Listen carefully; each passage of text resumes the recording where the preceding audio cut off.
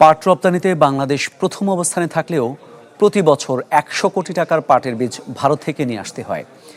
এই অবস্থায় কৃষকদের মাঝে পাট বীজ উৎপাদনে আগ্রহী করছে বাংলাদেশ পাট গবেষণা ইনস্টিটিউট।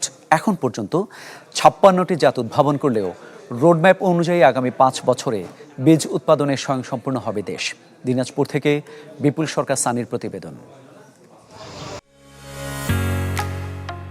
ঢালাইয়ের সেরা প্রিমিয়ার সিমেন্ট। মানসম্মত বীজের অভাবে দিনাজপুরে পাটের কাঙ্ক্ষিত উৎপাদন নিয়ে রয়েছে শঙ্কা। ফলে অর্থকরী ফসল হওয়া সত্ত্বেও মাঠ পর্যায়ে কৃষকরা পায়নি দাম।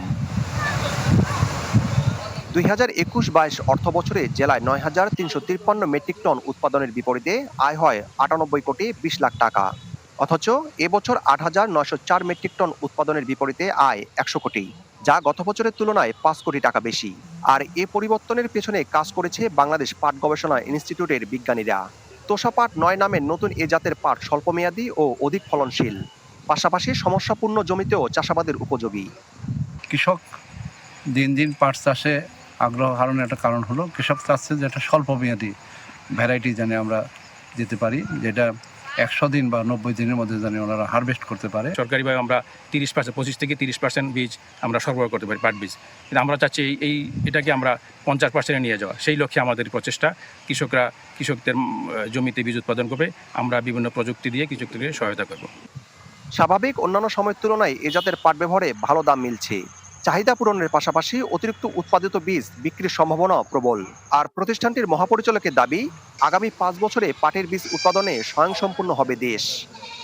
আগে কৃষকরা মনে করতো যে ওই প্যাকেট বা বাইরে থেকে না কিনলেও হয়তো বা ভালো ফলন পাওয়া যায় না। আর এখন চিন্তা করতেছে যে আসলে না, ঘরেই বা বাড়িতে মানে চাষবাস করে এটা বীজ রাখা যায় এবং এই বীজ থেকেও ভালো ফলন পাওয়া যায়।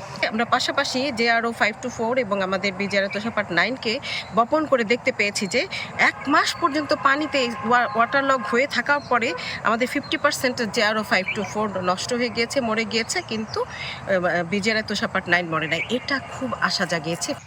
এ পর্যন্ত পাটের ৫৬টি জাত উদ্ভাবন করেছে বাংলাদেশ পাট গবেষণা ইনস্টিটিউট।